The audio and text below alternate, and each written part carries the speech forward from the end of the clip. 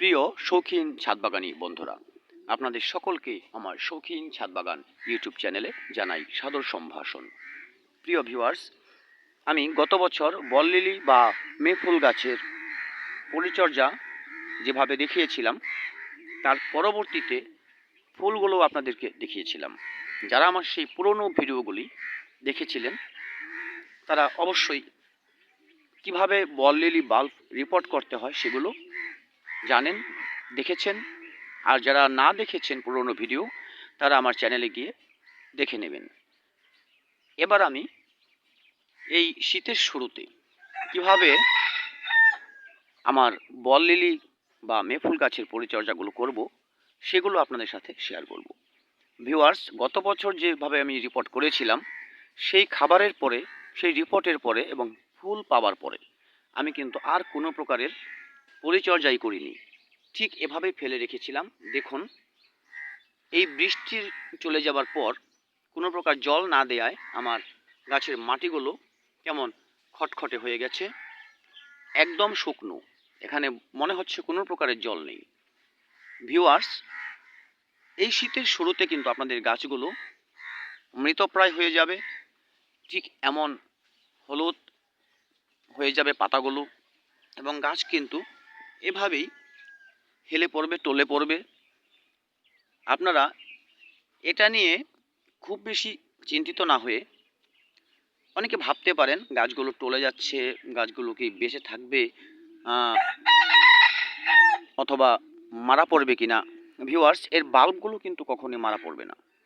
এর গাছগুলো এভাবে হলুদ হয়ে জায়গায় জায়গায় এ ধরনের লালচে রং এসে যাবে, এবং এই গোড়া থেকেই কিন্তু গাছগুলো নষ্ট হয়ে যাবে, ভেঙে পড়বে।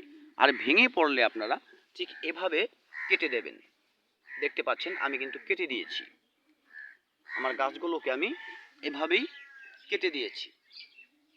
এভাবে কেটে দেবেন, আর যেভাবে আপনাদের গাছগুলো রয়েছে সেভাবে রাখার চেষ্টা করবেন। এখানে এখন যদি আপনারা জল দিয়ে দেন তাহলে গাছগুলো বৃদ্ধি পাবে, আর আমরা চাচ্ছি না গাছ বৃদ্ধি পাক। আমরা শীতের শেষ পর্যন্ত এভাবেই রাখবো, কোনো প্রকার জল দেব না। যখন শীত শেষ হয়ে যাবে তখন আমরা এর মধ্যে কিছু গুঁড়ো করা মাটি, সেখানে আমরা কিছু সার মিশিয়ে এখানে দিয়ে দেব উপর দিয়ে, যার প্রেক্ষিতে সরাসরি কিন্তু ফুল এবং পাতা একসাথে বেরিয়ে আসবে। ভিউয়ার্স, অনেকে বাল্বগুলো সংরক্ষণ করার বিভিন্ন পদ্ধতি আপনাদেরকে বলতে পারে যে এখন গাছগুলো মরে গেলে এগুলোকে তুলে ফেলুন, বাল্বগুলো সংরক্ষণ করুন। ভিউয়ার্স, যদি আপনার টবে পর্যাপ্ত জায়গা থাকে, দেখুন আমার টবে কিন্তু পর্যাপ্ত জায়গা রয়েছে, এখানে বাল্ব পুনরায় রিপোর্ট করার কোনো প্রয়োজন নেই। আর যদি পুনরায় রিপোর্ট করার প্রয়োজন না হয় তাহলে তুলে ফেলারও কোনো প্রয়োজন নেই। যদি আপনারা মনে করেন যে আমি এখান থেকে কিছু বাল্ব অন্য আরেকটি টবে রিপোর্ট করব, তাহলে আপনারা একমাত্র তুলতে পারেন, নতুবা তোলার কোনো প্রয়োজন নেই। এভাবে রেখে দিন, এবং